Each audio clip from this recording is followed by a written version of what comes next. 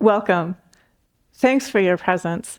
If you are enjoying this, please like, share, and subscribe. It helps joy and inspiration move forth into the world. Good morning. Welcome, welcome, welcome, welcome, welcome, welcome, welcome. 1,000 welcomes. We are meditating on the subject, treasures in heaven.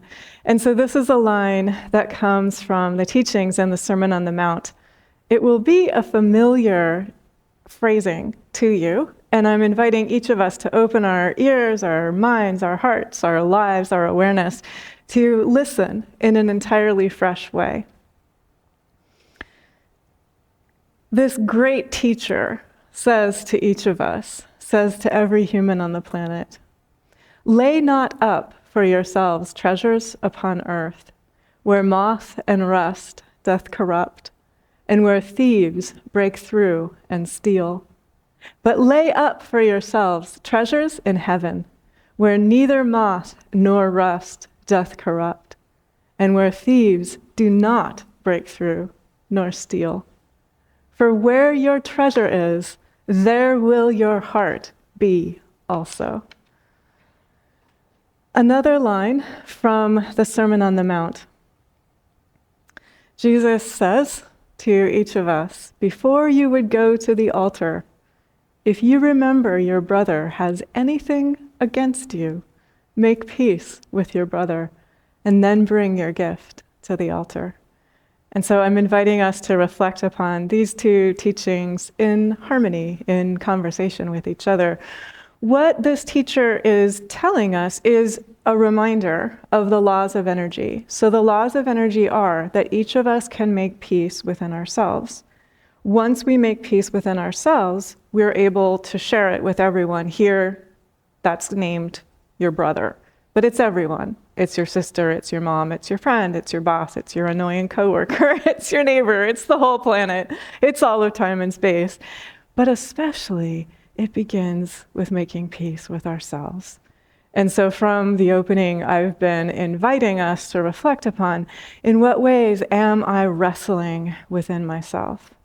So in what ways am I fighting with myself over something that is not able to be changed? And how does that feel? How exhausting does that feel to be beating ourselves up in that particular way? And so this is a teaching that reminds us, each of us is invited to move beyond the logic of judgment and to live in an entirely fresh way.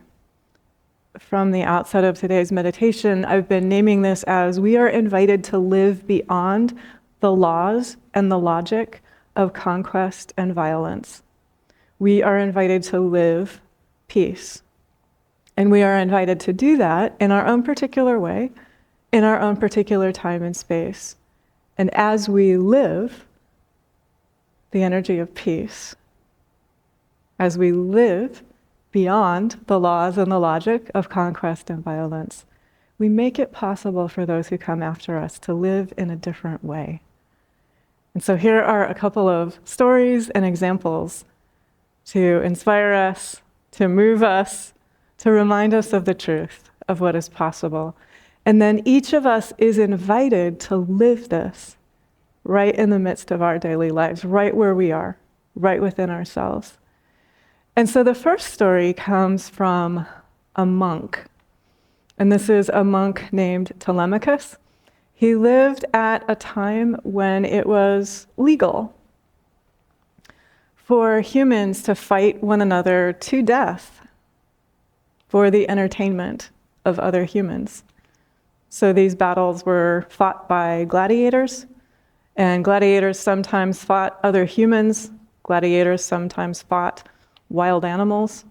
Sometimes gladiators were all in for this. They said, "That sounds fun. I really like that idea." But very often it was fought by people who didn't have a choice. So people who were enslaved, people who were convicted of crimes, and they were basically thrown into the ring. And then they had to fight to the death. And meanwhile, other humans came and they watched. And this was sport. This was entertainment. And it was legal. It was just the law of the land. It was just the logic that was operating at that particular time and place. Along comes this monk named Telemachus, and he understands that he follows these teachings.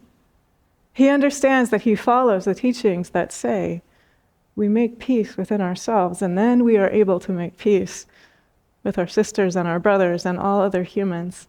It is possible to live beyond the laws and the logic of conquest and violence. It is possible to live in the light in a way that transforms what is able to happen next. And so, there is a gladiatorial battle going on. And if you want to invoke the energy of the crowd, I'm not trying to compare a football game and gladiators, okay? I'm not. But just imagine an entire stadium filled with a crowd that is there for the sole purpose of seeing the game. And imagine being one person and thinking, I can stop this. That sounds like a really good idea to me. That was Telemachus. So Telemachus interposed his own body between the people who were fighting one another to the death. And he brought that particular conflict for the moment to a halt. You can imagine the uproar if something happened at a stadium event to halt the trajectory that was in motion, all of that crowd energy. So Telemachus lost his life, and the laws of the land shortly thereafter changed to outlaw these battles to the death fought by gladiators and fought against wild animals. And so that is one example of someone who lived as he was called. And this is not saying that every single one of us is called in the same way. Each of us is definitely called to live peace within ourselves. And so in a second, I'm going to be inviting a couple of people who are in person to sing for us, but I want to set the stage for this song. You all are welcome to line up over by the piano, and with thanks, because these are spontaneous singers. They only learned a few moments ago that they were going to be invited to sing. So, this is a story told by Howard Thurman. Howard Thurman was an incredible speaker, teacher, educator. He served as mentor to Dr. King. And in 1935, he met Gandhi. He spoke with Gandhi for several hours. And at the end of his time talking with Gandhi, Gandhi said, "Would you do me a small favor?" And Howard Thurman said, "If it is in my power, I will do you this favor that you are asking." And Gandhi said, "Will you sing for me?" And Howard Thurman said, "I don't sing. But for you, I will sing. What song would you like to hear?" And Gandhi said, "Will you sing? Were you there when they crucified my Lord?" And Gandhi said, "That song has always felt to me like it embodies the teaching that Jesus lived. That song makes it possible for me to touch the truth that Jesus lived." And so Howard Thurman sang that song, and then afterwards, there was total silence for 3 or 4 minutes. And he said the only thing that you could feel was the energy of prayer. The energy of prayer was so present. And so we're going to listen to 3 verses, and thank you to our spontaneous songbirds. If you are at home and you know the song, please sing. Please join in. And I invite you to open your heart and directly feel the energy of prayer as they sing.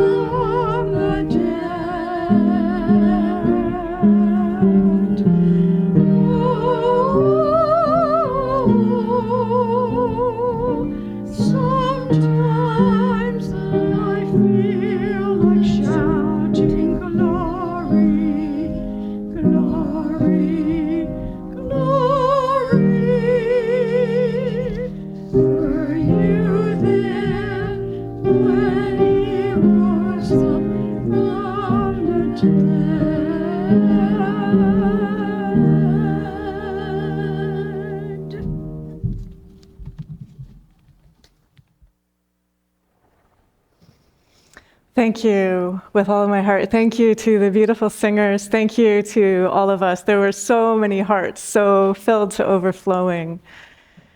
Sometimes it causes me to tremble, tremble, tremble, is a line that echoes and reverberates and repeats in that particular spiritual. And I believe, and I'm beginning to go beyond the written record right here. So I'm just tuning into the energy of that. Why did Gandhi love that song so much? Why did Howard Thurman say that after the song was sung, there was not a word spoken for 3 or 4 minutes? The energy of the prayer was so present. Why did Gandhi think that that song so encapsulated the truth of what Jesus taught? And I think this is because of what we have been implicitly naming throughout. Like Telemachus, and like Howard Thurman, and like Gandhi, Jesus lived beyond the laws and the logic of conquest and violence.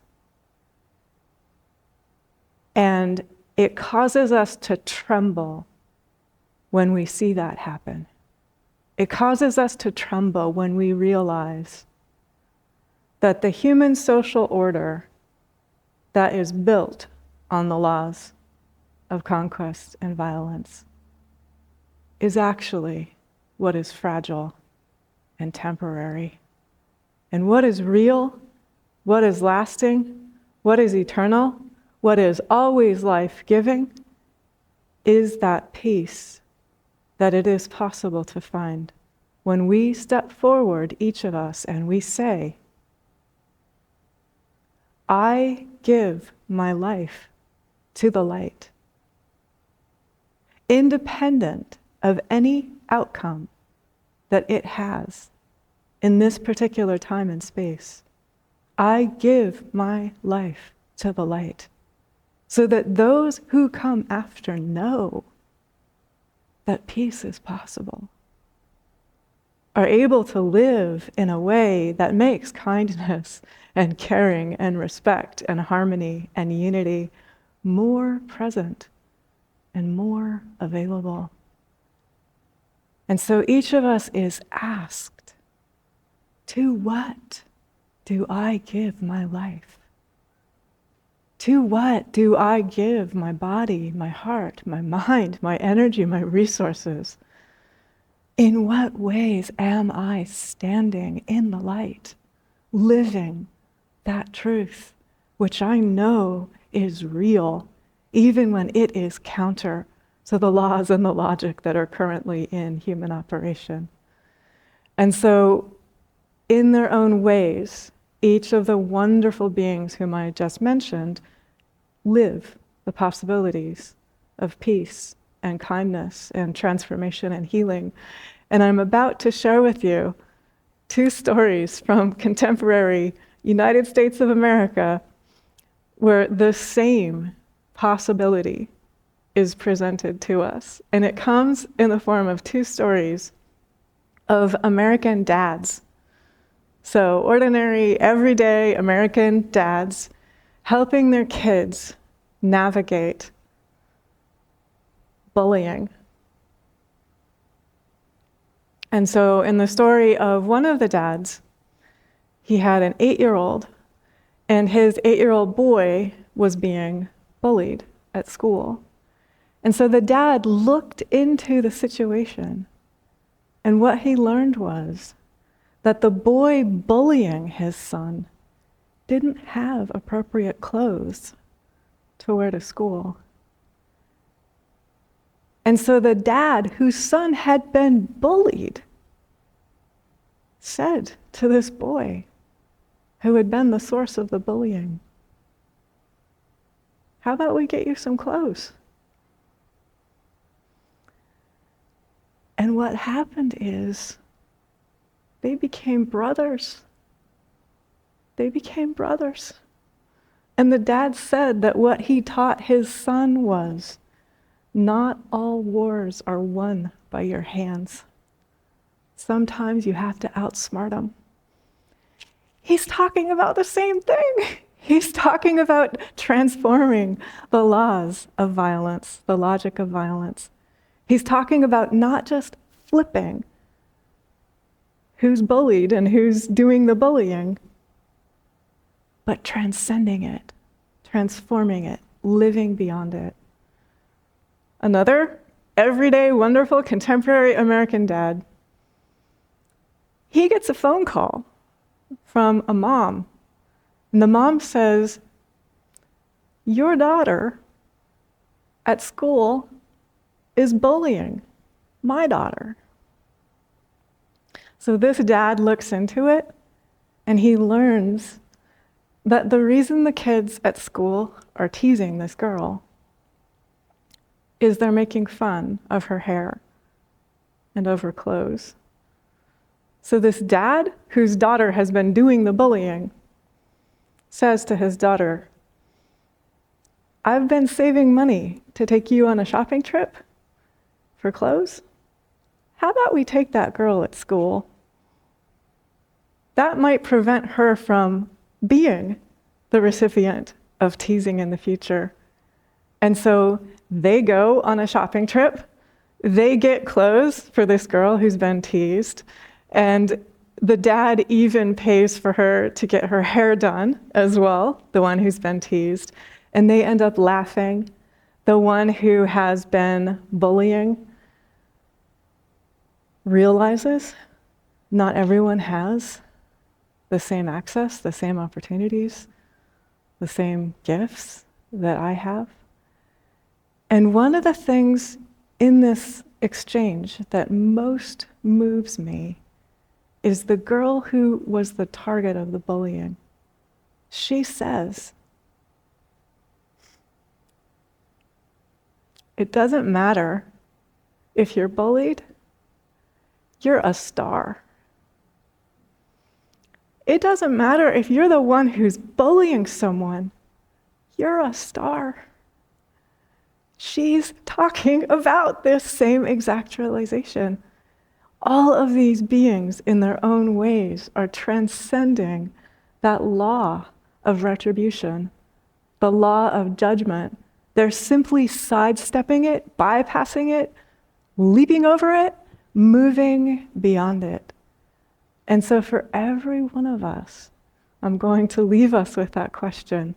In what way am I asked to make peace within myself in such a way that I live according to a new law and according to a new logic. As I live the law of peace, the logic of light, I live into a new horizon. I make it possible for those who come after me to live in more kindness, more respect, more caring, more unity, more harmony, more forgiveness, more gladness, more generosity, more laughter, more lightheartedness. For every one of us, the question is always, only, ever, to what do I give my life?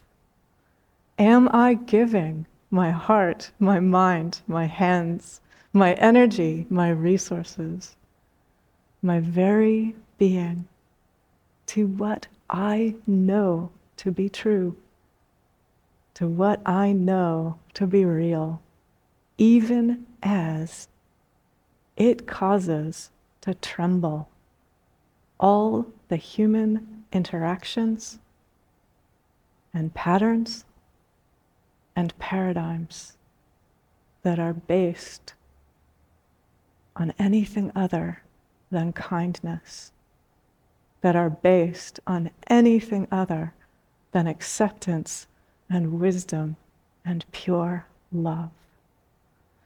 Thank God, and God bless us all.